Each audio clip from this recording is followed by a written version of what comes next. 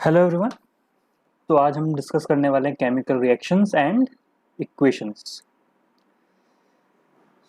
Chemical reactions and equations आपको पता है केमिस्ट्री का पार्ट है, पहला ही चैप्टर होता है आपके 10th में। टॉपिक पे आने से पहले कुछ जनरल चीज़ें मैं आपसे डिस्कस करना चाहूँगा regarding any scientific subject, not just chemistry. तो जब भी आप कोई भी साइंस का सब्जेक्ट पढ़ें, चाहे वो केमिस्ट्री हो, फिजिक्स हो या मैथमेटिक्स हो, बायोलॉजी हो, तो साइंस को उसी तरीके से पढ़ना ज़रूरी है जिस तरीके से साइंस का इवोल्यूशन हुआ है। अब आप कहेंगे कि साइंस का इवोल्यूशन किस तरीके से हुआ है, तो अगर आप लगभग आज से 1000-2000 साल पहले जाएं, तो हमारे सराउंडिंग्स में बहुत सारी चीज़ें होती हैं, जैसे बारिश होती है, भूकंप आता है, चंद्र ग्रहण, सूर्य ग्रहण, इसको सोलर इक्लिप्स, लूनर इक्लिप्स आप बोलते हैं। तो आज तो हम उसकी साइंस जानते हैं, लेकिन आज से 1000-2000 साल पहले तो हमें नहीं पता था कि भाई बारिश होने का रीज़न क्या है, सोलर इक्लिप्स होने का रीज़न क्या है। तो तब तरह तरह की परिकल्पनाएं कर लेते थे लोग कि बारिश नहीं हो रही है तो बारिश के देवता जी वो नाराज़ हो गए हैं, वो रुष्ट हो गए हैं। ऐसे कभी कम हुई तो भी नाराज़ हो गए, ज़्यादा हुई तो भी नाराज़ हो गए। तो इस सब का रीज़न क्या था कि हमें समझ नहीं। लेकिन धीरे धीरे जैसे जैसे साइंस इवॉल्व हुई, तो हमने जाना कि हमारे आसपास जो भी चीज़ें हो रही हैं, सबका एक रीज़न है, सबके पीछे एक साइंस है। तो साइंस का इवोल्यूशन हुआ इस वजह से, क्योंकि हमने इच्छा जाहिर की, हमने सोचा कि हमारे आसपास बहुत सी चीज़ें हो रही हैं, उसका कुछ ना कुछ रीज़न होगा। सपोज़ कीजिए जैसे बारिश हो रही है, तो बारिश होने का रीज़न क्या है कि सूर्य की किरणें जब पड़ती हैं समुद्र में, उसका टेम्परेचर बढ़ता है, वाष्पीकरण होता है, इवापोरेशन होता है। फिर जब वो धीरे धीरे ऊपर उठती हैं, तो टेम्परेचर धीरे धीरे ऊपर जाता है, कम होता जाता है, उसका कंडेंसेशन होता है, इसलिए बारिश होती है। ये बात हम आज जानते हैं। क्यों? क्योंकि साइंस इवॉल्व हो चुकी है, और साइंस इवॉल्व होने का रीज़न ये है कि हमने कोशिश की अपने आसपास की ये जो होने वाली छोटी छोटी चीज़ें हैं इनको समझने की। तो ऐसे ही जिस तरीके से साइंस इवॉल्व हुई है, उसी तरीके से साइंस को पढ़ना भी ज़रूरी है।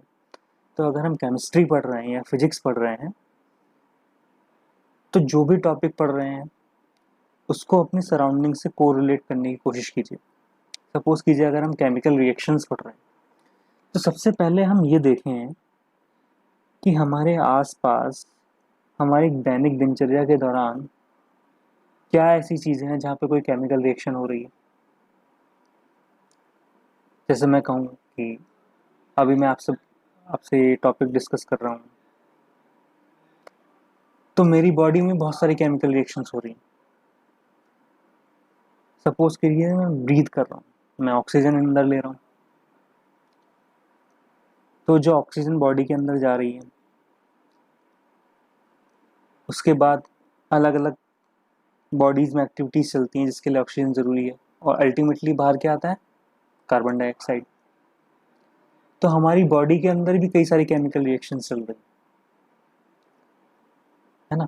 तो अगर हम कोई भी टॉपिक, मैं सिर्फ केमिकल रिएक्शंस की बात नहीं कर रहा, केमिस्ट्री का या फिजिक्स का कोई भी टॉपिक पढ़ें, तो अपनी सराउंडिंग्स देखें, अपने आसपास के ऐसी चीज़ें देखें जहाँ पे वो कॉन्सेप्ट, वो पर्टिकुलर टॉपिक जो आप पढ़ रहे हैं, उससे आप अपनी सराउंडिंग्स की उस घटना को कोरिलेट कर पाएँ। चलिए स्टार्ट करते हैं chemical reactions and equations. So chemical reaction क्या होती है, किस घटना को हम एक केमिकल रिएक्शन कहेंगे, किस रिएक्शन को केमिकल, क्या सारी रिएक्शन केमिकल रिएक्शंस होती हैं? तो सबसे पहले इसको डिफाइन करना जरूरी है। So what is a chemical reaction? तो देखिए बहुत सिंपल सा फंडा है केमिकल रिएक्शन को समझने का। अगर कोई भी केमिकल सब्सटेंस किसी दूसरे केमिकल सब्सटेंस से रिएक्ट करके कोई तीसरा कंपाउंड बनाता है, कोई तीसरा केमिकल सब्सटेंस बनाता है, जिसकी केमिकल प्रॉपर्टीज रिएक्टेंट से अलग है। रिएक्टेंट का मतलब जिन दो केमिकल सब्सटेंसेस के रिएक्शन से वो बना है, उससे उसकी प्रॉपर्टीज डिफरेंट है, केमिकल प्रॉपर्टीज डिफरेंट है। मतलब कोई तीसरा कंपाउंड बना है, दो कंपाउंड हो गए, सपोज किसी ए और बी हो गया, ए और बी ने रिएक्ट किया और कोई तीसरा कंपाउंड सी बन गया, ठीक है, तो that is a chemical reaction. अब केमिकल रिएक्शन में क्या होता है कि जैसे ए कोई कंपाउंड है, बी कोई कंपाउंड है, तो आपस में ए और बी के अपने कुछ बॉन्ड्स होंगे, तो सुटेबल एनवायरमेंटल कंडीशंस के अंडर ए और बी के बॉन्ड टूटेंगे, कुछ नए बॉन्ड्स बनेंगे, उन नए बॉन्ड्स के बनने से कोई एक नया केमिकल कंपाउंड बनेगा, ठीक है। तो इस पूरे प्रोसेस को एक केमिकल रिएक्शन कहते हैं। और साथ में कंडीशन ये है कि the effect of reaction can not be reverse by any physical process.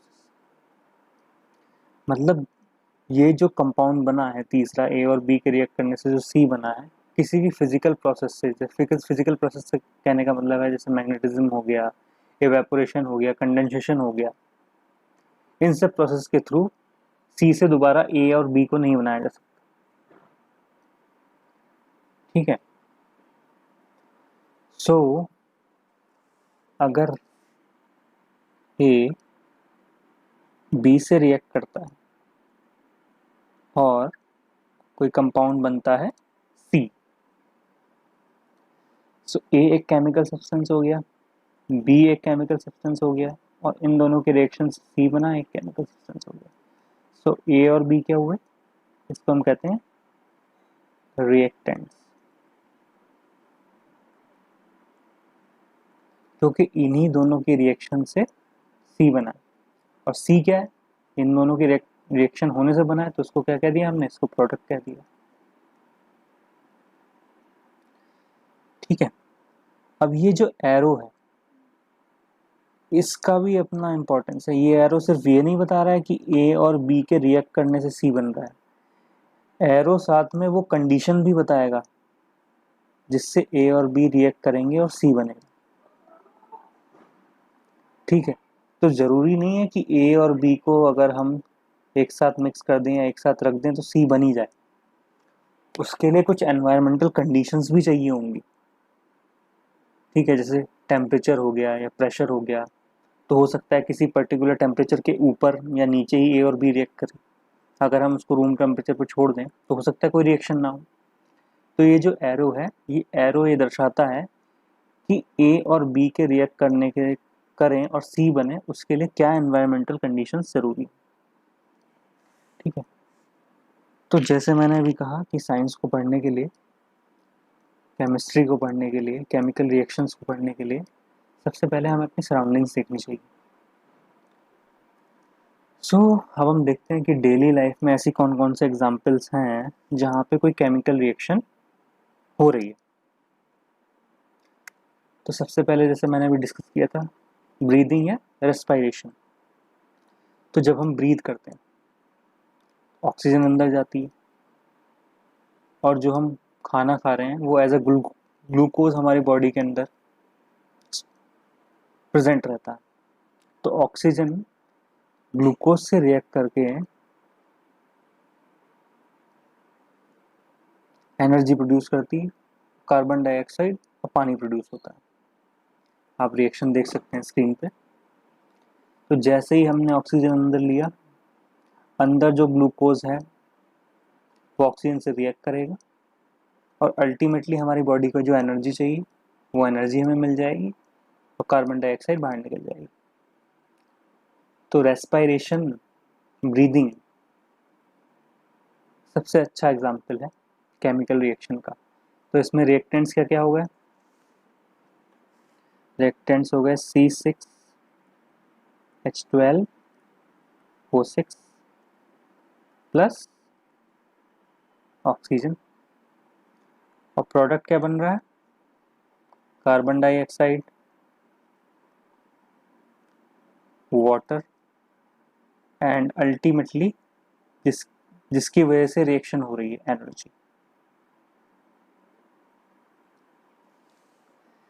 ठीक है, तो ये केमिकल रिएक्शन देख के हम ये बता सकते हैं कि जब ग्लूकोज हमारी बॉडी के अंदर ऑक्सीजन से रिएक्ट करता है तो एनर्जी तो हमें मिलती है, लेकिन जो कार्बन डाइऑक्साइड है उसको हम बाहर निकाल देते हैं, पानी हमारी बॉडी में रह जाता। तो जो केमिकल रिएक्शन के लिए जरूरी कंडीशन थी वो कंप्लीट हो रही है, नहीं हो रही है? दो रिएक्टेंट्स रिएक्ट करके दो डिफरेंट कंपाउंड बना रहे हैं जिसको हम प्रोडक्ट कह देंगे, साथ में एनर्जी रिलीज हो रही है जिसको हम यूज़ करते हैं अपनी बॉडी में डिफरेंट एक्शंस के लिए, है ना? इसको किलो कैलोरी में डिनोट करते हैं। तो respiration is a very good example of chemical reaction. और क्या क्या हो सकता है? कंबशन, खाना बनाते हैं घर में या कोई भी चीज़ जलाते हैं, तो जलाने का मतलब क्या होता है कि वो चीज़ ऑक्सीजन के कांटेक्ट में आ रही है। किसी भी चीज़ को जलने के लिए आवश्यकता होती है ऑक्सीजन की। तो कंबशन में क्या होता है कि कोई भी कंपाउंड ऑक्सीजन के कांटेक्ट में आता है, कोई भी ज्वलनशील पदार्थ, कोई भी कंपाउंड नहीं। जैसे कुछ चीज़ें होती हैं जो इजीली आग नहीं पकड़ती हैं, कुछ चीज़ें होती हैं जो इजीली आग पकड़ लेती हैं। तो एक ऐसा कंपाउंड जो ज्वलनशील है उसको जब हम जलाते हैं तो वो ऑक्सीजन से रिएक्ट करता है।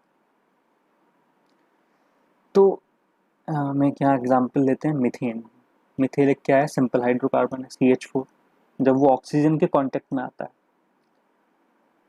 तो CO2 और वाटर बनता है, water vapour, sorry gas form में है। अब ये जो आप रिएक्शन देख रहे हैं इसमें कुछ नोटेशंस भी आपको दिखाई दे रहे हैं। CH4, इसके आगे लिखा है G प्लस O2, G और CO2 and H2O product side पे। तो ये G ये रिप्रेजेंट कर रहा है स्टेट ऑफ मैटर। रिएक्टेंट्स और प्रोडक्ट्स किस स्टेट में है उसको रिप्रेजेंट करने का ये तरीका है। तो आपको पता है कि किसी भी मैटर की 3 स्टेट हो सकती हैं, या तो वो सॉलिड होगा, गैस होगा या लिक्विड होगा। तो कंबशन रिएक्शन में क्या होता है, कोई भी कंबस्टिबल कंपाउंड जब ऑक्सीजन से रिएक्ट करता है तो एनर्जी रिलीज होती है और जनरली कार्बन डाइऑक्साइड और वाटर वेपर बनते हैं। तो कंबशन एक बहुत अच्छा एग्जाम्पल है जो हम डेली लाइफ में देख सकते हैं केमिकल रिएक्शन का।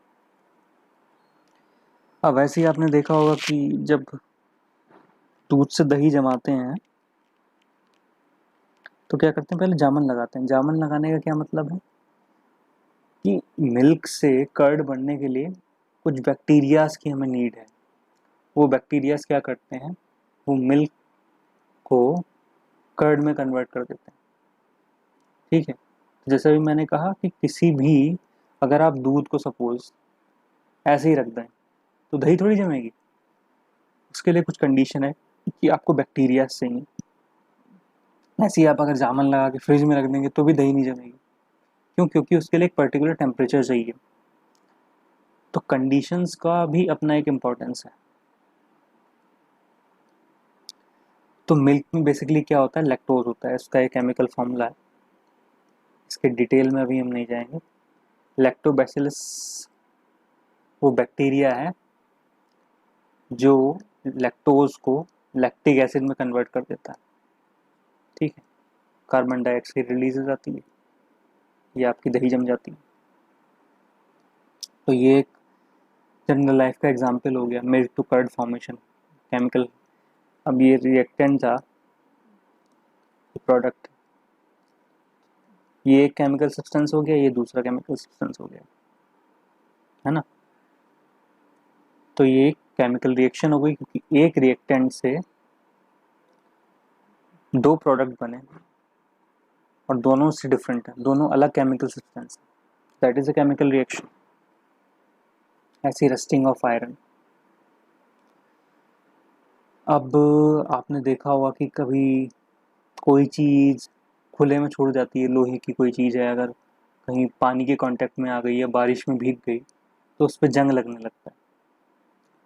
तो जंग लगना बेसिकली क्या होता है कि जो आयरन है वो एनवायरनमेंट में मौजूद जो मॉइस्चर है उससे रिएक्ट करके आयरन ऑक्साइड बना लेता है, जिसको हम जंग बोल देते हैं अपनी सामान्य भाषा में।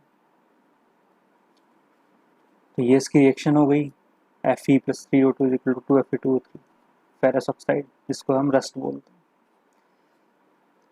तो ये भी अपने एक प्रकार की केमिकल रिएक्शन है।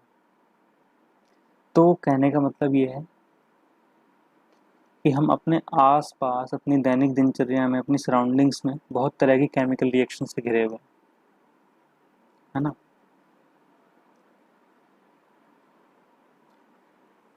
अब एक केमिकल रिएक्शंस को किस तरीके से हम पहचान सकते हैं कि अगर कोई केमिकल रिएक्शन हो रही है तो क्या क्या हो सकता है। Change of state. Change of state का क्या मतलब हुआ? चेंज ऑफ स्टेट का मतलब है कि अगर कोई रिएक्टेंट है, एक सॉलिड है, एक लिक्विड है,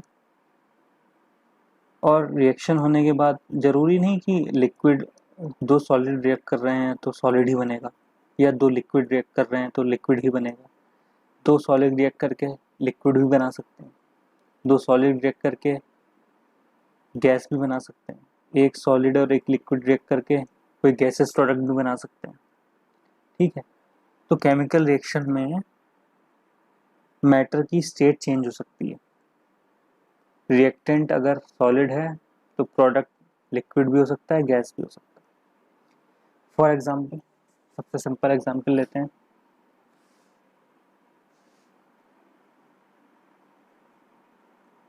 H2 + O2 = H2।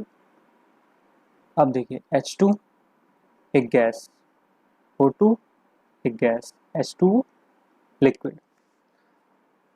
और गौर करने वाली बात यह है कि देखिए, जो आपके रिएक्टेंट्स हैं उनकी अगर आप प्रॉपर्टी देखें, H2 हाईली इनफ्लेमेबल गैस, एकदम आग पकड़ने वाली, O2 जलने के लिए ज़रूरी है, अगर किसी चीज़ को जलना है तो वहाँ ऑक्सीजन होने की ज़रूरत है।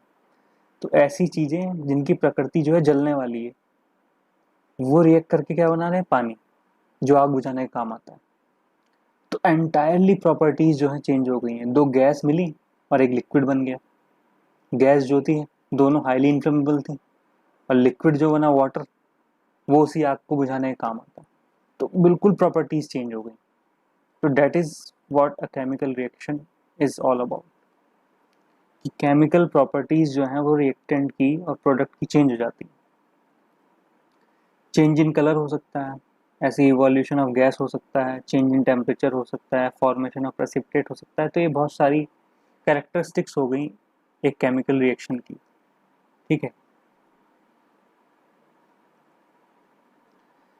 अब हम एक एग्जांपल लेते हैं जिसमें ज़्यादातर चीज़ें कवर हो जाए। ये आप जिस देख सकते हैं, इसमें क्या है, एक कैंडल जल रही है। अब कैंडल जल रही है तो यहाँ भी एक केमिकल रिएक्शन हो रही है। क्या केमिकल रिएक्शन हो रही है? कि जो सॉलिड वैक्स है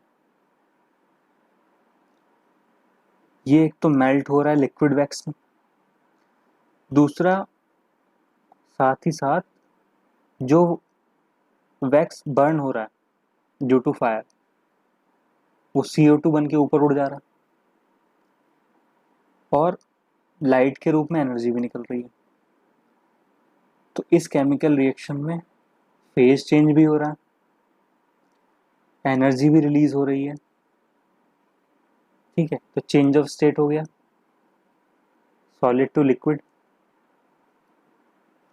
इवोल्यूशन ऑफ गैस भी हो गया, CO2 निकल रही है। चेंज इन टेम्परेचर भी हो गया क्योंकि एनर्जी रिलीज हो रही है। तो जो सब कैरेक्टरिस्टिक्स हैं वो हम इस एग्जांपल से समझ सकते हैं कि केमिकल रिएक्शन में चेंज ऑफ स्टेट हो सकता है, चेंज इन कलर हो सकता है, एवोल्यूशन ऑफ गैस हो सकती है, चेंज इन टेम्परेचर हो सकता है, फॉर्मेशन ऑफ प्रेसिपिटेट हो सकता है।